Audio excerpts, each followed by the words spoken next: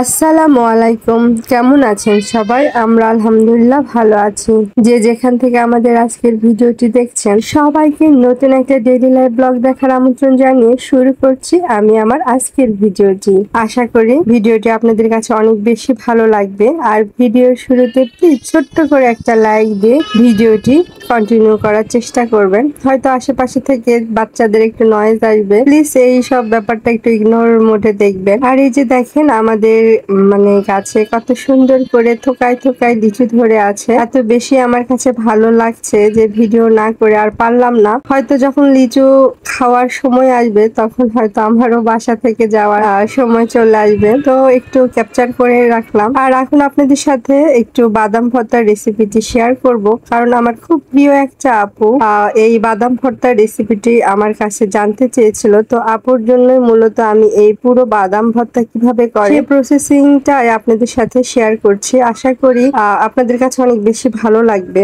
আপু অবশ্য বেশ কিছুদিন আগে আমাকে কমেন্ট করেছিলেন, ইয়াসমিন হিয়া ব্লগ আপু বলেছিলেন দুইজন দুই জায়গায় থেকে ভিডিও করছেন, বাদাম ভর্তার রেসিপি চাই আপু। আমি একবার ট্রাই করেছিলাম কিন্তু ভালো হয়নি, মাছ দেখে খুব ভালো লাগছিল। আপু যদি আমার আজকের ভিডিওটি দেখে থাকেন তাহলে অনেক বেশি উপকৃত হবেন এবং সেই সাথে বাদাম ভর্তা কিভাবে সুন্দরভাবে করা যায় সেটাও শিখে যাবেন। আর আপুর মাধ্যমে আরো যারা যারা বাদাম ভর্তা খেতে চান কিন্তু করতে পারেন না, আশা করি আজকের ভিডিওটি দেখলে সবাই পুরো রেসিপিটাই শিখে যাবেন। আর শুরুতে যেটা করেছে, বাদাম যেটা ছেলা বাদাম বলে, খোলা বাদাম যেটাকে বলে খোসা ছাড়া, সেই বাদামটা আগে বাজার থেকে কিনে নিয়ে এসে সেটা হালকা করে পাতিলা আগে ভেজে নিয়েছি। আর ভাজার প্রসেসিংটা তো আমি শুরুতে দেখিয়ে দিলাম। ভাজার পর বাদাম থেকে যে আর কি ছোলাটা থাকে উপরের খোসাটা সেটা ছাড়িয়ে নিয়েছে সুন্দর মতো। তারপরে যে পাতায় গোটা গোটা রসুন দিয়ে দিয়েছে। তারপরে এখানে দিবে সামান্য পরিমাণ হচ্ছে পেঁয়াজ কুচি দুই ভাগে দিবে। একবার হচ্ছে এটার সাথে দিবে রসুন, এখানে শুকনা মরিচ, লবণ, তেল সবকিছু দিয়ে সুন্দর মতো একদম বেটে নিবে। আর এটাকে চাটনিও বলা যেতে পারে। আর কিছু পেঁয়াজ অবশিষ্ট রেখে দিবে, ভর্তা হলে একদম লাস্ট পর্যায়ে আবার তেলের সাথে পেঁয়াজটা একদম মিক্স করে দিবে আর কি। তো যাই হোক, পেঁয়াজটা এই যে কেটে নিয়েছে, এটা সুন্দর করে কিউব করে কেটে নিয়েছে, দেখে বোঝা যাচ্ছে।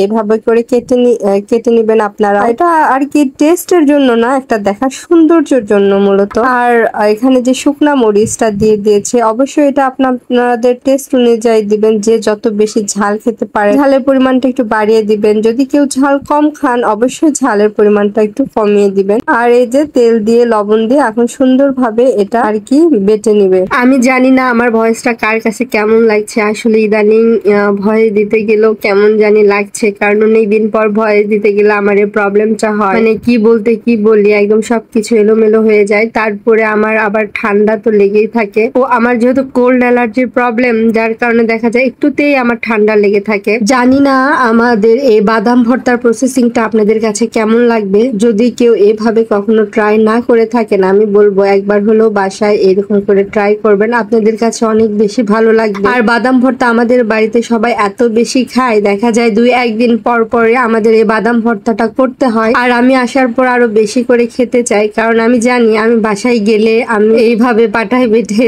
বাদাম ভর্তা খেতে পারবো না। আর বাদাম ভর্তা আসলে পাটায় বাটা অনেক বেশি কষ্ট হয়ে যায়, কারণ এটাকে অনেক বেশি পরিমাণ মিহি করতে হয় আর অনেক বেশি পরিমাণ বাটতে হয়, কারণ একটু আধা ভাঙা থাকলে বাদাম ভর্তার কোনো টেস্ট পাওয়া যায় না। আর অবশ্যই পাটায় যখন আপনারা বাদামটা ঢালবেন আর একটু করে পানিও অ্যাড করতে হবে, আদারওয়াইজ দেখা যায় কি বাদামটা আর কি মিহি হবে না, যার কারণে একটুখানি পিষে নিতে হবে, আবার একটু করে পানি অ্যাড করতে হবে। আর আমার সব প্রিয় আপুরা আমাকে বারবার করে বলছে, আপু আপনি কবে যাবেন, বাসায় কবে যাবেন, তাড়াতাড়ি আসেন, ভাই আর অনেক কষ্ট হচ্ছে। হ্যাঁ, তার তো একটু কষ্ট হচ্ছে, এটা যেরকম সত্যি। আসলে আমিও আপু আমার ছেলের জন্যই মূলত এখানে আছি, কারণ রোজার ঈদের আগে আমার ছেলের এমন একটা অবস্থা হয়েছিল, সে টানা 4-5 দিন পর্যন্ত শুধুমাত্র পানি খেয়েছিল। তো এমন একটা সিচুয়েশন কন্ডিশন গিয়েছে, মনে হয়েছিল যে ঈদ তো দূরের কথা, ঈদের দিনে মনে হয় আমাদের হসপিটালাইজড করতে হবে, কারণ তার মানে কন্ডিশনটা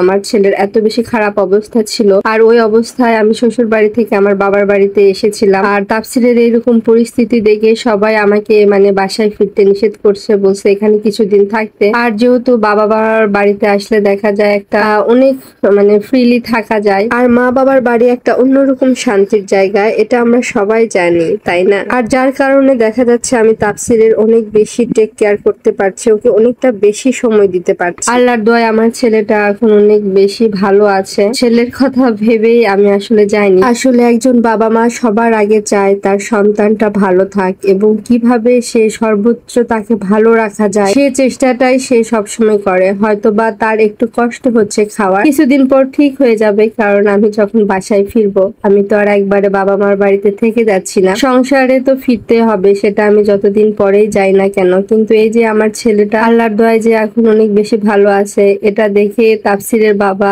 এবং আমার দুইজনারে অনেক বেশি একটা শান্তি কাজ করছে। তো এইদিকে বাদাম ভর্তা প্রায় অনেকটাই হয়ে এসেছে, আর সবকিছু হওয়ার পর এই যে বেটে রাখা যে চাটনিটা করে রেখেছিল মূলত, সেইটাই এখন এখানে ভর্তার মধ্যে দিয়ে দিচ্ছে আর সুন্দর করে মিক্স করে নিচ্ছে। আর দেখে বুঝতে পারছেন যে বাদামটা আসলে কত পরিমাণ মিহি করতে হবে, এভাবে আসলে বাদাম ভর্তা করতে হয়, কারণ মিহি ছাড়া বাদাম ভর্তা কখনোই ভালো লাগে না। জিএফ অর্ডিনারি লাইফ থেকে আপু একটা কমেন্ট করেছিলেন যে একজন পুরুষ মানুষ কিভাবে অফিস সামলিয়ে বাসার কাজকর্ম রান্না বাড়া করে কিভাবে সবকিছু সুন্দরভাবে ম্যানেজ করে যাচ্ছে, সত্যি অবাক লাগছে। আপু চলে আসলে বেশি ভালো লাগবে, তবে এই ভিডিওগুলো দেখতে ভীষণ ভালো লাগছে, কন্টিনিউ করে যান। আপুকে আমিও মজার ছলে কমেন্ট করেছিলাম যে আপু আমি গেলে হয়তো আপনারা এই ভিডিওগুলো দেখতে পারবেন না। আর তাফসিরের বাবা যে আমাকে এত বেশি মিস করে সেটা আসলে আমি বাসায় না আসলেও বুঝতে পারতাম না। তো এইসব ভিডিও দেখার জন্য আমাকে আরো কিছুদিন থেকে যেতে হবে, তাহলে আপুর আরো সুন্দর সুন্দর ভিডিও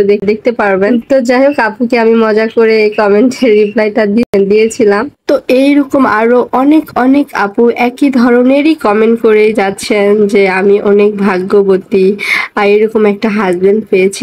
হ্যাঁ আলহামদুলিল্লাহ, এবং মহান আল্লাহ তাআলার কাছে অনেক অনেক শুকরিয়া। আপনারা আমাদের জন্য দোয়া করবেন, আমরা যেন এইভাবে হাসি আনন্দে বাকিটা জীবন কাটাতে পারি। হয়তো সে তার ভালোবাসাটা এক্সপ্রেস করতে পারে এবং আমাকে অনেক বেশি কেয়ার করে, এটা যেমন সত্যি, আমিও তাকে অনেক বেশি ভালোবাসি এবং তাকেও কিন্তু আমি অনেক বেশি কেয়ার করি। আর আমি কেন এখানে আছি সেটা আসলে ক্লিয়ারলি আপনাদেরকে বুঝিয়ে বললাম, আশা করি ব্যাপারটা বুঝবেন। আর নিজের সংসারে আজ হোক কাল হোক, 1 মাস 1 বছর পর হোক, যতদিন পর হোক ফিরতেই হবে। আর এই বাদাম ভর্তাটা অনেক বেশি লোভনীয় লাগে, যারা যারা খায়নি আশা করি একবার হলেও ট্রাই করবেন, বললামই তো অনেক বেশি ভালো লাগবে। আর জানি না আমার ভয়েস আপনাদের কাছে কতটা আর বেশি ভালো লাগবে, কারণ আপনাদের ভাইয়া বেশি পপুলার হয়ে যাচ্ছে আর তার ভিডিওগুলো আপনারা অনেক বেশি ভালোবেসে দেখছেন, এটা দেখে আমার অনেক বেশি ভালো লাগছে। আর এই তো আমার মা আমার জন্য একটু ডালপুরি বানাচ্ছে, এটা আমাদের এলাকায় এই পিঠাটা খুবই চলে, একটা মাত্র পিঠা